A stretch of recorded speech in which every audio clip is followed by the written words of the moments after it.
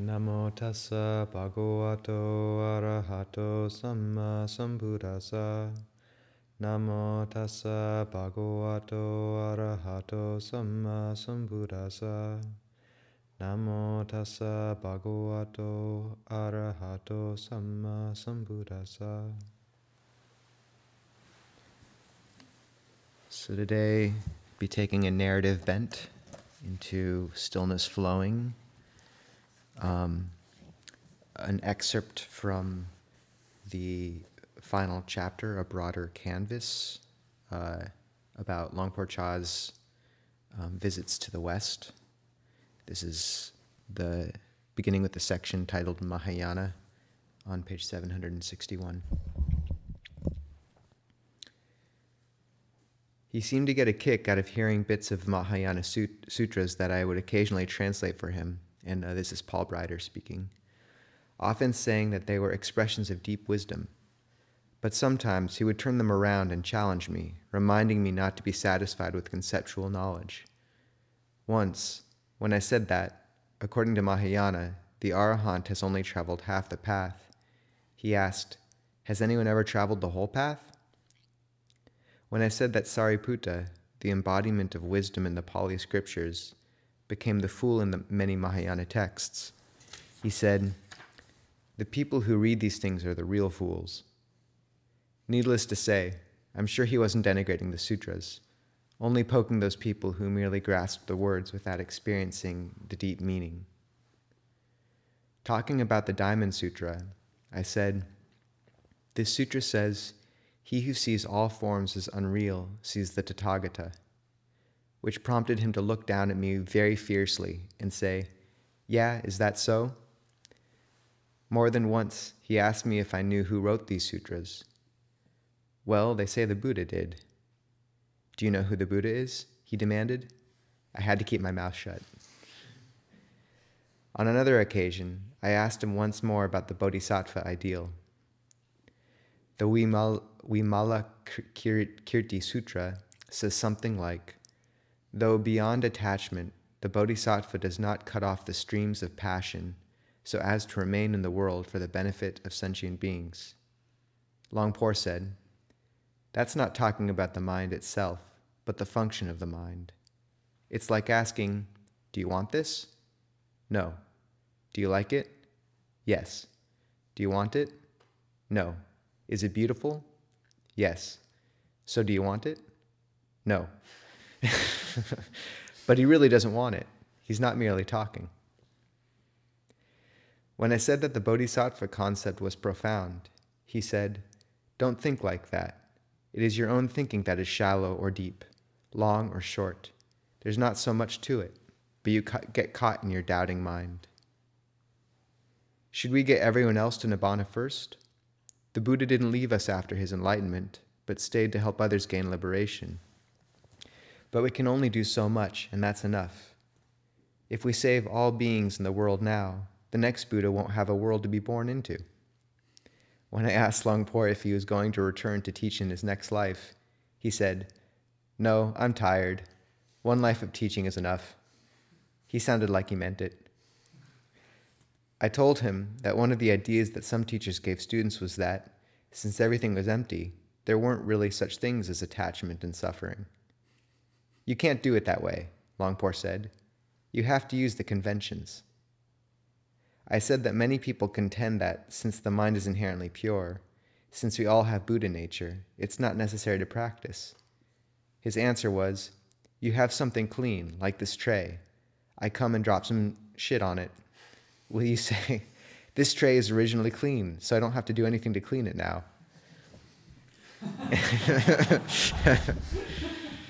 On another occasion, I told him how some people think they're happy, so they don't want to practice. He said, "If a child won't go to school but tells his parents, 'It's okay, I'm fine like this,' is that right?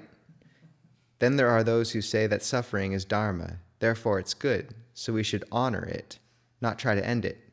He said, "Right." I tell them, "Don't let go of it. Just hold on to it as long as you can and see what it feels like."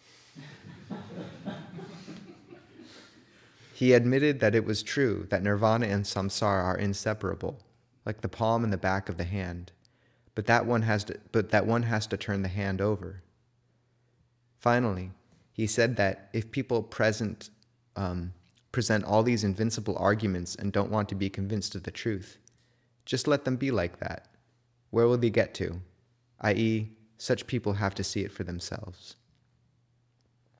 Keeping the house clean. It was now 2 years since Longpor had become familiar with the idea of lay meditation retreats. Although he was impressed with the application of the people who attended them, he pointed out the pitfalls of a Dhamma practice focused on retreats but lacking a continuity of effort in the periods between them.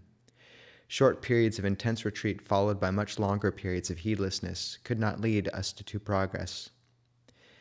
The experiences on retreat should be providing meditators with insight into the suffering inherent in heedless living, and leading them to give up unwise behaviors and live more mindfully.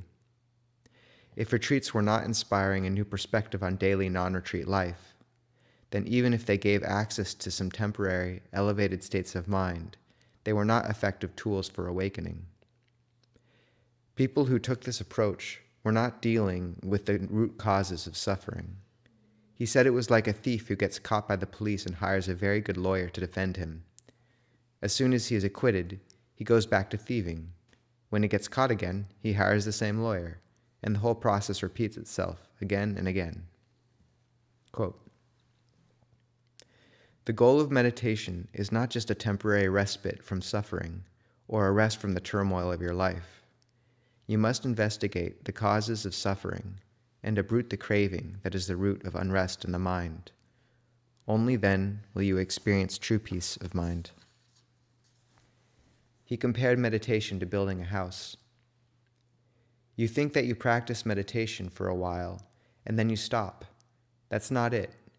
You must maintain constant mindfulness.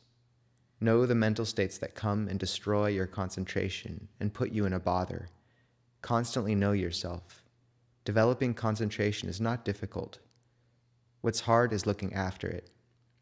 It doesn't take long to build a house, but maintaining the house and keeping it clean is something you keep doing for the rest of your life.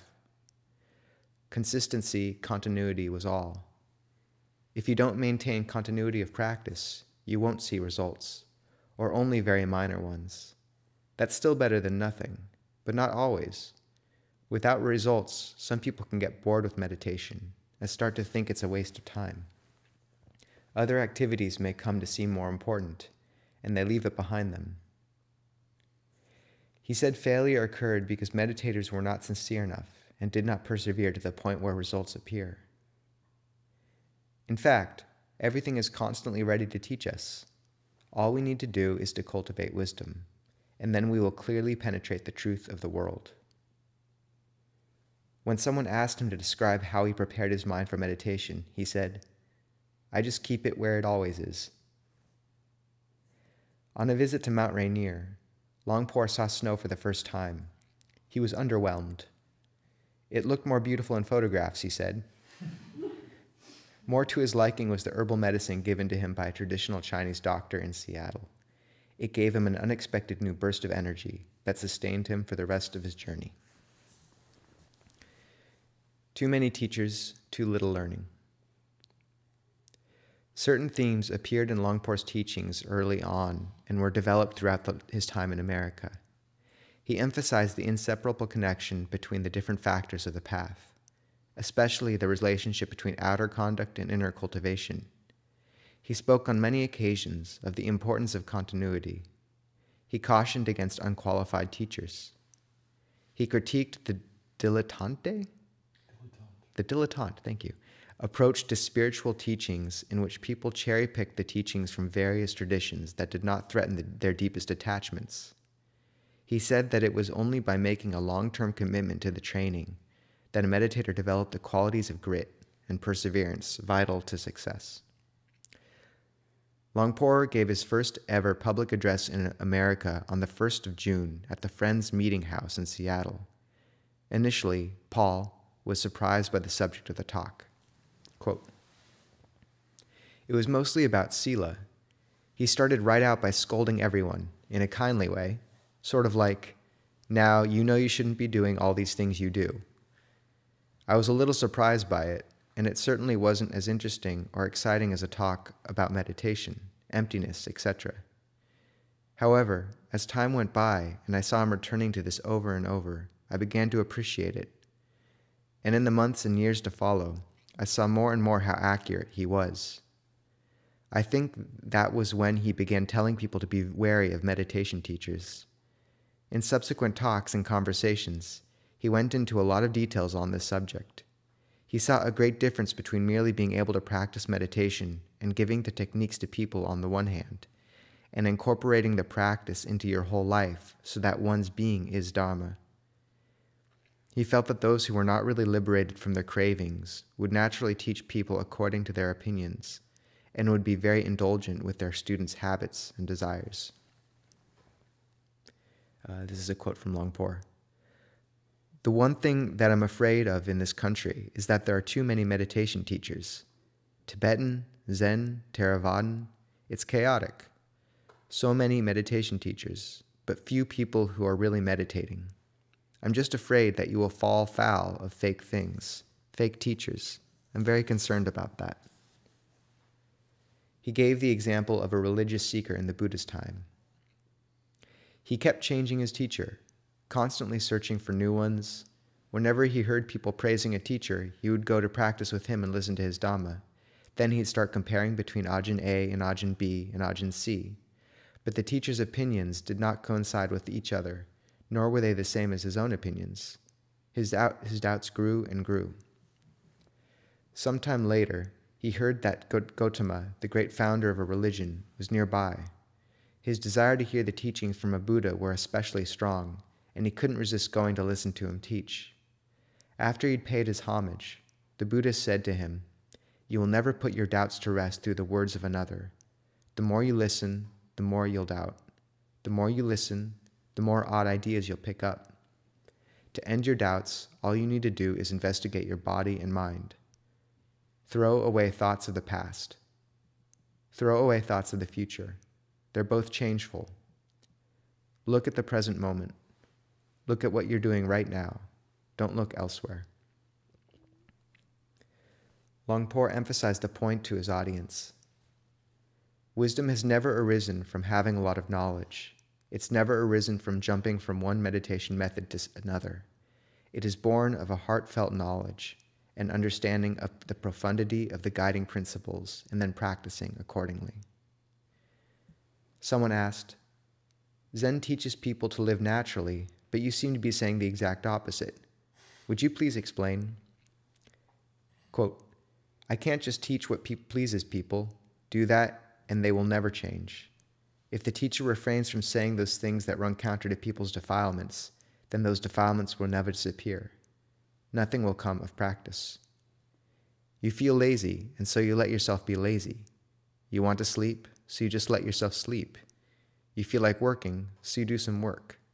That's what it would be like to live a completely natural life. The Buddha taught us to live naturally, but with a wisdom that fully comprehends nature. If that's the case, then it wouldn't be wrong. But I'm afraid that you'd all be monkeys. You just allow yourself to be monkeys, and you never get to be human beings. When Zen teachers say these things, they are speaking wisely. They are teaching us to have the wisdom that knows the nature of nature. Nature is Dhamma. Dhamma is nature. If you understand nature, then that's how it is. But I'm afraid people's knowledge won't reach that far. The Buddha teaches people to go against the grain. If the mind is greedy, then go against the greed in order to eliminate it. If there's anger in the mind, then go against the anger in order to eliminate it. If there is delusion in the mind, then go against it in order to eliminate delusion. Don't let the thief in. Longpo had always presented the path of practice as one demanding an integrated approach in which the trainings of conduct, of the heart, and of wisdom, as laid down by the Buddha, were to be seen as inseparable parts of one whole. In America, he found something rather different. A new eclectic Buddhism was emerging, one characterized by the quest for a distinctly American Dhamma suited to the prevailing society and culture, and without any necessary adherence to traditional Asian forms, often referred to as baggage. The talk was extracting the essence of all different Buddhist traditions that had found their way to America. Longpor's concern was, firstly, whether the leaders of the Buddhist community were up to such a profound task, and secondly, that in a pick and mix approach, the organic relationship between practices fundamental to the Eightfold Path could easily be overlooked. Furthermore, adopting only those elements of the tradition that conform to a non-Buddhist society's current views and values risked narrowing the tradition or even distorting it. Longpor was particularly concerned to point out the vital connection between the practice of sila and the more profound levels of inner cultivation.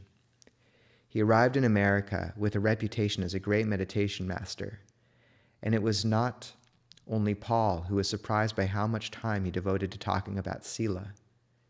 He asserted that when people committed themselves to meditation practices without a commensurable effort to purify their actions and speech, no lasting benefit would ensue. This was not the Thai Theravada view of things, he said.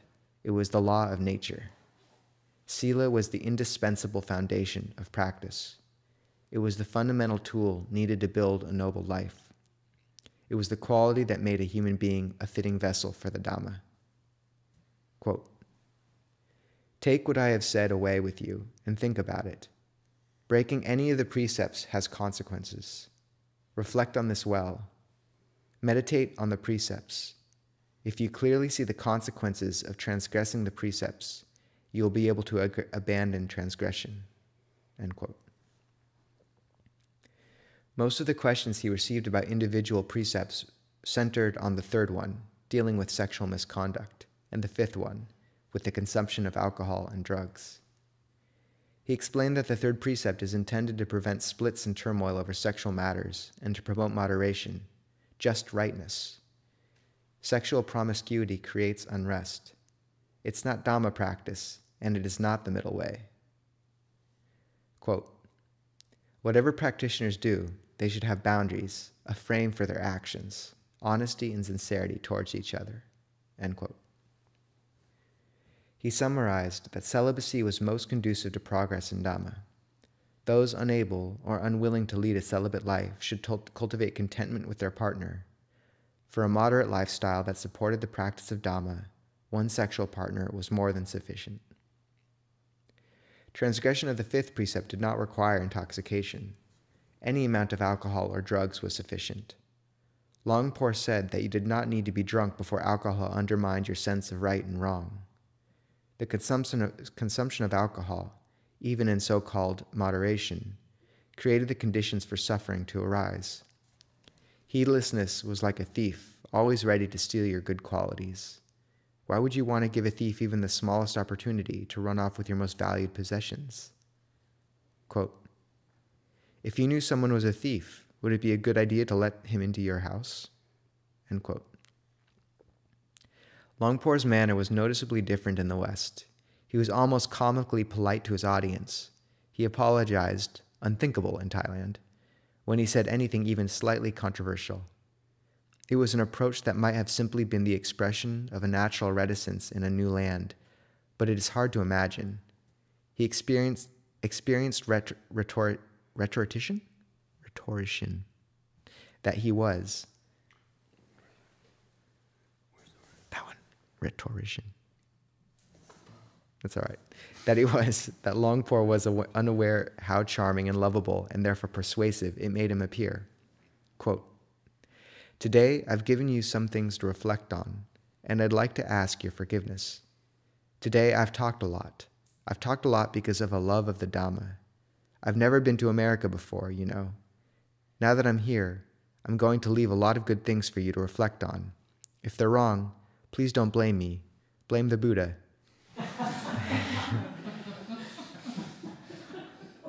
He was the one who sent me and made me say these things.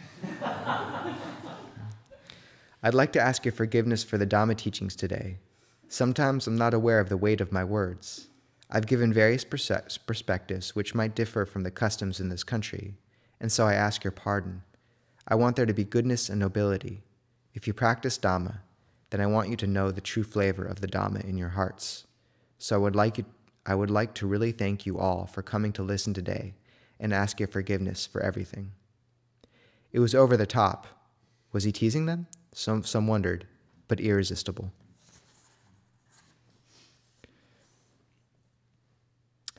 Free through rules. As a predominantly Protestant country since its inception, America, unlike Europe, has few historical associations with monasticism and little sympathy with it. One of the topics on the Buddhist lips at the time of Longpor's visit was the likelihood of American Buddhism developing as a predominantly lay-based tradition, and of that being a strength rather than a weakness. It is hard to say to what extent Longpor's comments were prompted by knowledge of this debate, but he did speak on a number of occasions of the importance of the monastic vocation. After a screening of the BBC documentary, The Mindful Way, filmed at Wat Pah Pong, he was asked the question, is it possible for householders to practice as well as monks? Quote, the most convenient way to practice is as a monastic, because monastics are celibate. They're free to come and go. They have no family. Householders can practice, but the path is a roundabout one. There are bends in the road. It's hard because you have a spouse, children, all kinds of things to see to. A householder can practice, but it's a little bit indirect. End quote. More tongue-in-cheek, perhaps, was the salutary effect he suggested an increased monastic presence might have on overpopulation. The world was already in turmoil because there were too many people in it. As they struggled for meager resources, violence and killing was rife. If more people adopted the celibate life, they would be helping to reduce the number of new people coming into it. On a more serious note, he said that, in his opinion, monastics make the best teachers. They need make no compromises with the Dhamma. Untrammeled by family responsibilities, they make a full-time commitment. Having very few personal needs or distractions, they are able to give themselves wholeheartedly to teaching the Dhamma to themselves and others. Not needing to make a livelihood from teaching, they are not easily led into diluting or distorting the teachings or catering to their audience. This view encountered a certain amount of skepticism from members of his audience, some of whom were disciples of married clergy in the Zen and Tibetan traditions. He said that the responsibility of each practitioner was to reach the stage of certainty where there was no longer any need to rely on an external guide. But in the meantime, he was suggesting caution rather than prejudice. And in important matters, was it not wiser to exercise caution than to dispense with it? I think I'll end there.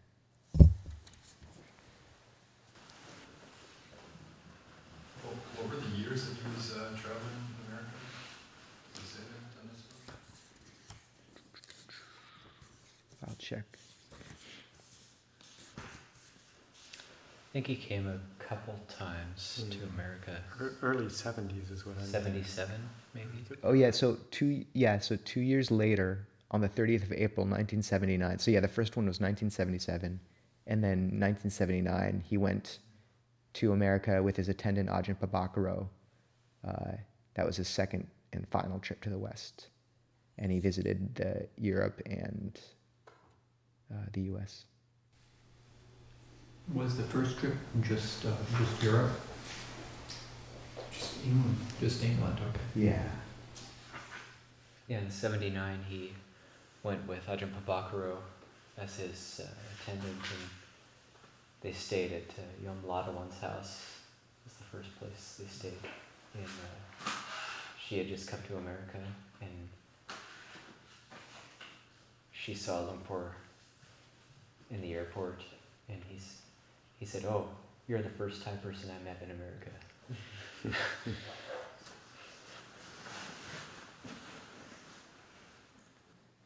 One story I didn't get to in there was which I really appreciate, was his Ajahn Chah had found some of his father's girly magazines, and Longpor saw them and just grew like apparently like flipped through them for a while and just grew like profoundly sad.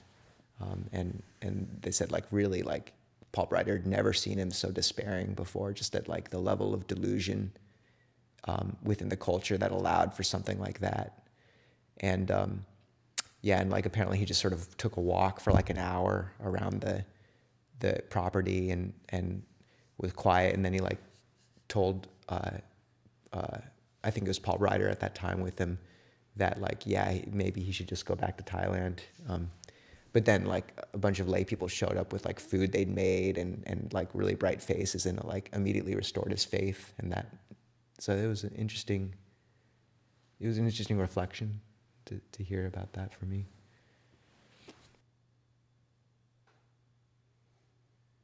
I do think that debate on Sila is as relevant as it ever was, even now, very much. It seems like a lot of his kind of criticism or critique of sort of things that were going on in American Buddhism was amazingly prophetic. You know, as far as like different scandals and different sort of trends that continue to go on. You know, 4 years since then. Human beings do what human beings do. But my sense is that from some of the more organized meditation centers like Spirit Rock and IMS and places like that, his comments as well as other comments over and some of the scandals over the past 30 years have actually increased a heightened awareness of the importance of Sila, which doesn't mean that everybody else signs on to it, but you hear more about it now from the lay meditation centers, which is refreshing. Yeah, one noteworthy piece from Ajahn Chah's Buddhist romanticism is that he was not able to find quotes from Theravada teachers anywhere in the West that said basically some of the stuff that Ajahn Chah was quoting about Sila being an unnecessary convention. Mm-hmm. And Ajahn Chah is good at finding things. Mm-hmm. So he would, if it was there, he probably would have found it. I might be mistaken, but I'm pretty sure Spirit Rock has a pretty solid record on as far as like breaches of teacher-student relationships and scandal. And I think that's rare. You may be right.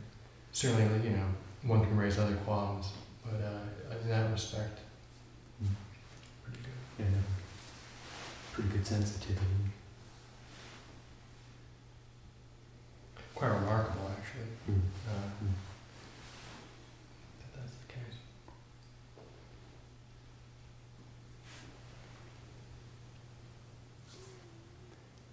Even though I think it's really important to keep returning to sea life, especially in a country like this, its morals are not like Thailand.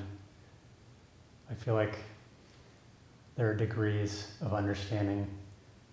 Like I took a yoga class because there were cute girls in the yoga class, but now I'm at a monastery. It's like you develop a tool, or you find a tool that's useful to your level of understanding at the time. Again, not to underestimate the value of repeatedly underscoring Shila, but I think there's value to lay meditation experiences as well. I'm not sure they're mutually exclusive in any way. I mean, I think, as we were just saying, in many of the lay practice centers, Sila is also brought to the teachings. So it seems to me like there's no reason why they can't coexist. There's also a matter of different levels of Sila. Right. Yeah, celibacy isn't required. They're not asking everybody in the yoga place to keep What he said. Yeah, five was suggested. the Sometimes, like speaking like now, there's benefits and drawbacks both to America and Thailand, and now like it's really hard to find a monastery in Thailand where the board of directors has as much integrity as, say, like our board of directors.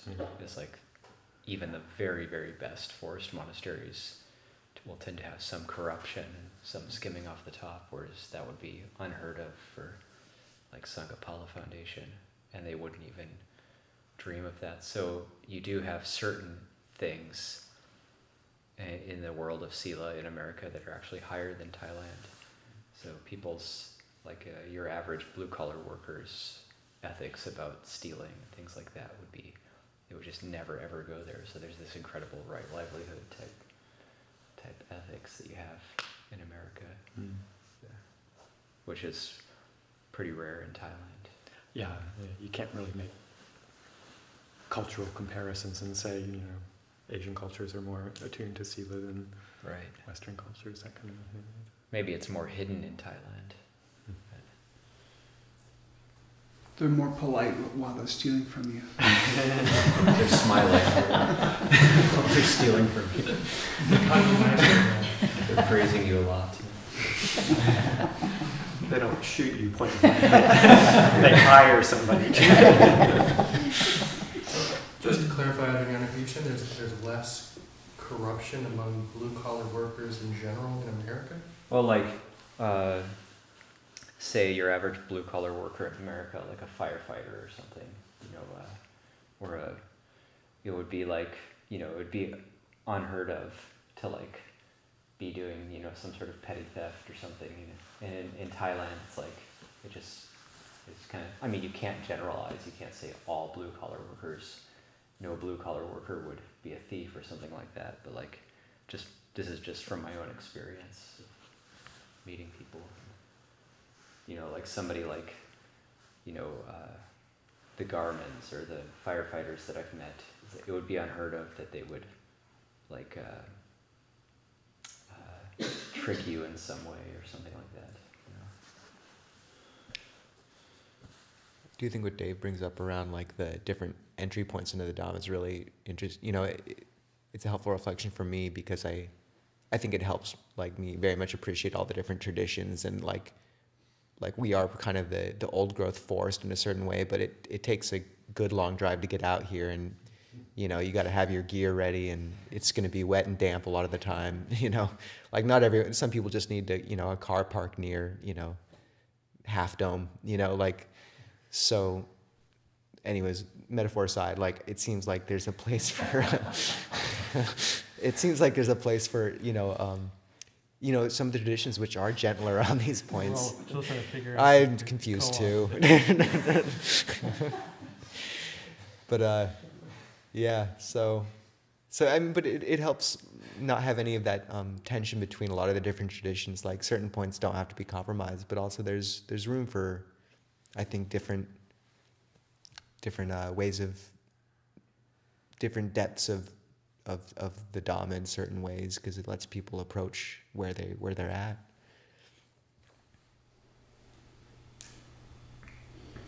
It's true, but regardless of where people are at, the more people practice the 5 precepts, the better off they'll be. Agreed. And whether it's a yoga studio or a Buddhist monastery, the 5 precepts are, like Ajahn Chah was saying, this is not like, a law that was passed by a person or something like that. This is the way things are. And so I think, what Ajahn Chah was pointing to is the fact that you can sort of point out the way of Sila in a skillful way without, alienating or compromise. It takes a lot of skill sometimes to approach a situation where people are not keeping Sila or something like that, and be able to either manifest or sort of steer people in that direction. But everybody's better off if you're able to offer the option or sort of point people in the direction towards better Sila. Yeah, I'm speaking, I think, more on the other aspects of because I think you're right. I think that Sila can be taught in all those different environments quite well. yoga classes, yeah, it might be a little weird at first, but but yeah, just sort of some of the other aspects, like the ritual and stuff, I think, But yeah, I definitely agree with what you're saying. Also, just reflecting a little bit on sila, we're essentially talking a 5 precept sila, so that, I'm not saying it's a good thing to go to a yoga studio to look at attractive people, but, going and looking at attractive people isn't necessarily breaking any of the precepts. It's sort of like what you do. Thank you, Ajahn. You might get arrested. Only going to luck, sir, what are you doing?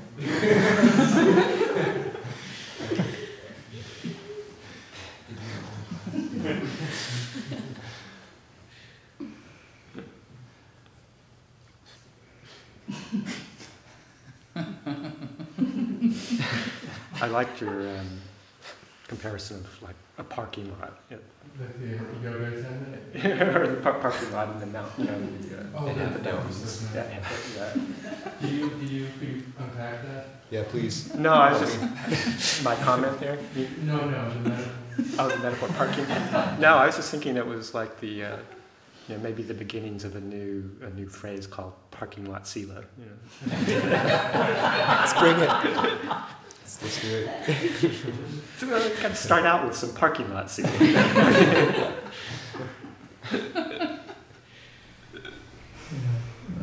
I think what Nisabho was pointing to is that this place is often very something like this can be intimidating for people who have no previous exposure to Buddhism, because it seems that just that everything here, why do they wear those robes?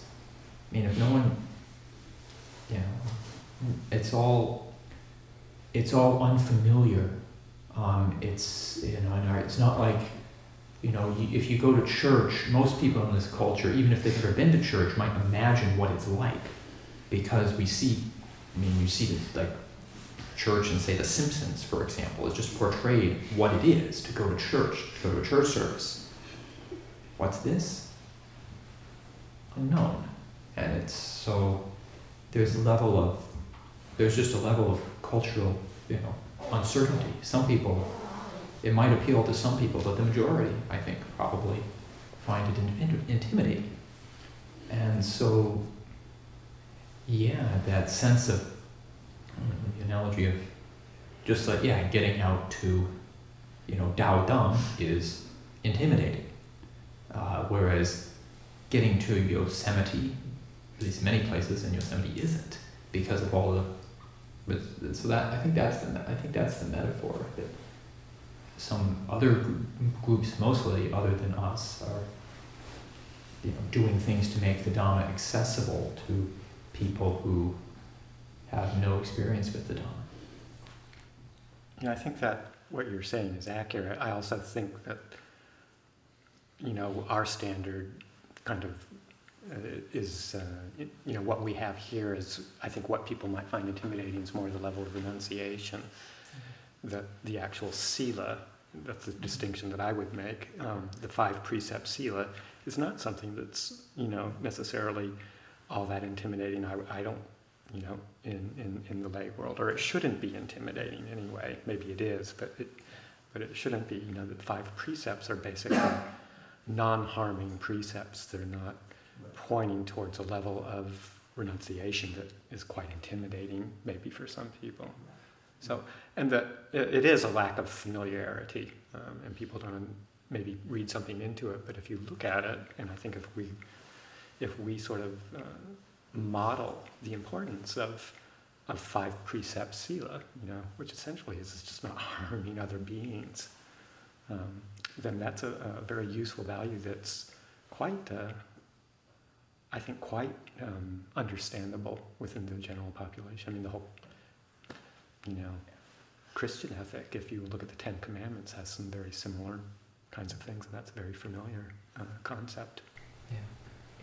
I guess I was not so much thinking about the precepts as being intimidating, but just the cultural context of this. Just people being unfamiliar with just all the cultural aspects that you have to do to you come here, and like if we were on retreat, unless you run into the retreat crew, no one will tell you what to do, and you have no idea what to do, and so you sort of look around, make it up, and I know, for instance, myself, I had the Dharma. I first came here with the Dharma Buddhist Youth, which is a group of people I knew, and I knew, okay, I'm with them, and we have a program, and that's how I came here, and they more or less sort of told me what to do, and we painted buildings, and that was my first experience, and it began because I came with but I actually found that group, for example, the Dharma Buddhist Youth, was what made the city of 10,000 Buddhas accessible, and for me, this place, whereas it wouldn't have been if I had just gone there without a program or some knowing, okay, somebody telling me, this is how you fit. So I guess that's more what I was referring to rather than the sila. Parking lot sila. I think for myself, both of those type, the cultural resistance or the intimidation in both the 5 precepts for the sila aspect and also the institution itself are both very related. Going back to the Protestant thing, both the commandments, right? I mean, it's sort of this punishment imagery or metaphor, the authoritarianness of it. So Americans are sort of, or Westerners, but I think Americans especially sort of react very strongly to that. Hardwired towards that moralizing rather than morality. Exactly. So, and then that also relates to this, to the Protestant, reform and so forth, and basically just this baseline suspicion of clergy, essentially, but especially sort of institutionalized Roman Catholic, monastic clergy. That's like, when you look back to history in terms of the Protestant Reformation, this is, the kind of 2-tiered system of, people who are on the fast track to heaven or awakening or whatever, versus everybody else is just sort of carried along in the wake of the virtuoso, the spiritual virtuosos and stuff.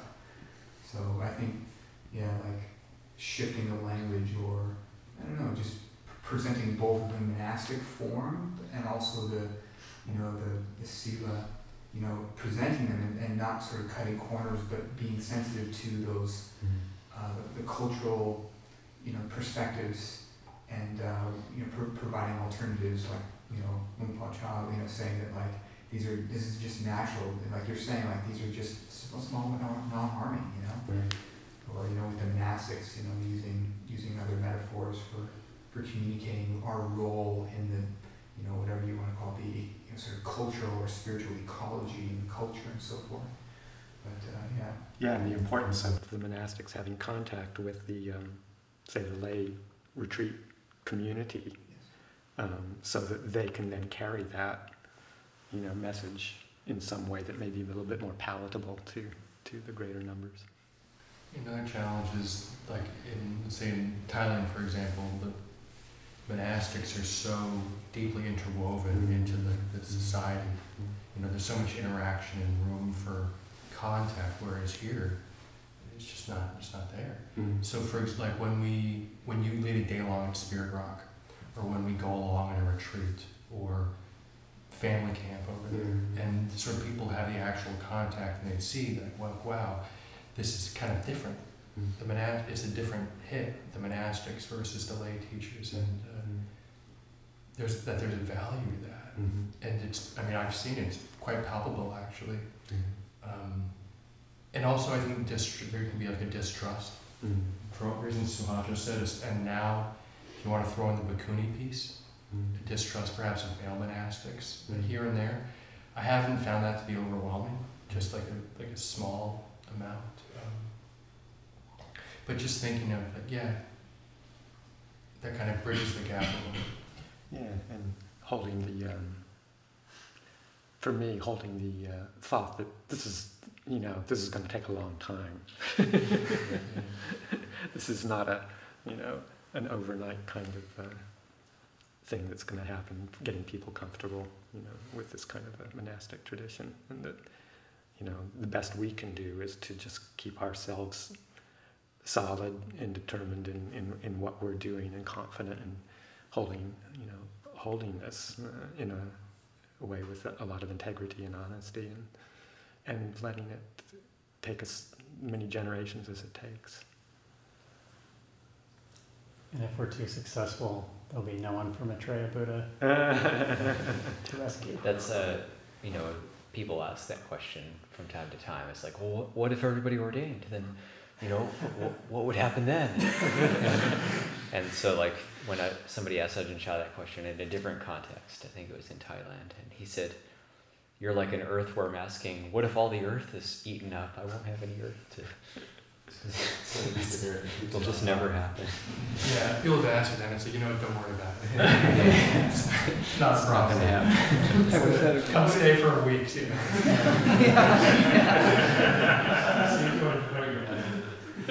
And what a great problem it would be if it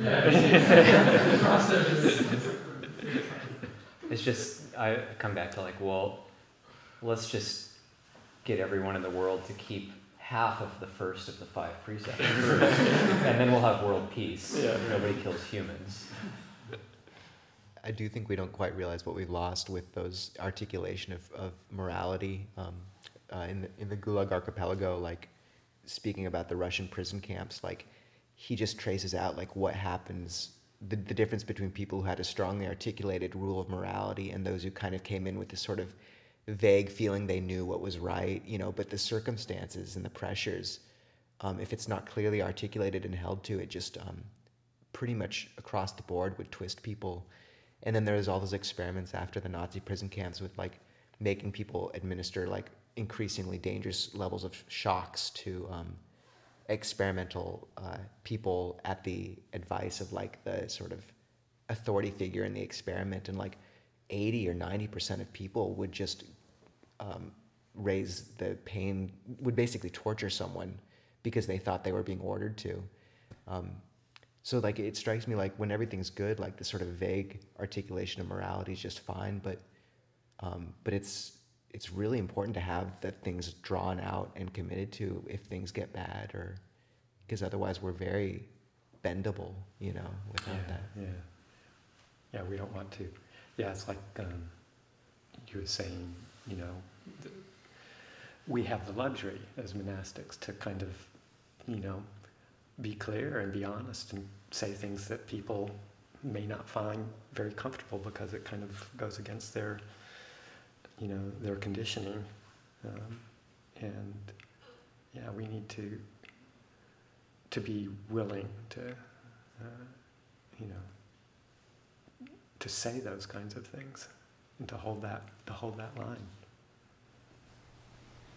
And I think both our metaphoric and our physical distance from the parking lot is what helps enable us to hold that line and to not compromise with the wider culture on issues that are truly essential to the Dhamma. And at the same time making it accessible through showing people that we're not weird. I think being someone that has spent time here and has left, I think when I'm here, being able to keep sila, being able to keep practice, and being able to like just kind of join in on like just like this powerful like field of merit that's happening here. It just, when I first was here, like a fly would get in my kuti and it'd be driving me insane, and I'd get the fly out of the kuti and I'd be like, oh, all right, and the fly would get back in the kuti, and so I played this game, for like half an hour, and then, I was in Texas and like a mosquito landed on my leg and I murdered it, and that just, and then another one, boom, murdered it. And it's just like, it was just like happening. And then I got back here to the monastery and like a fly like landed in my milk, and I was just like pulling it out and like, just like bring it back to life, and it died, and I found a special place to put it, and it's just like, I think that's like, what's being practiced here, what's being practiced in this form is just so important. And so I think that's the gift of the level of renunciation that's happening here. And that's the difference between like the parking lot where like anything goes, it's freaky over there at the parking lot. And the old growth forest, in my opinion. And there's a danger too, like as monks we can get biased. Like we have 75 minor training rules around our decorum and 30 rules about how we eat. And when I go and say like out into the world and I'm like eating with a group of people at a restaurant or something, or I have to remind myself, oh yeah, they don't know about these 30 rules of decorum around eating. It's just, and because sometimes, how they're slobs. Oh yeah, they don't have any context or any sense of training around this. Okay. Very good discussion.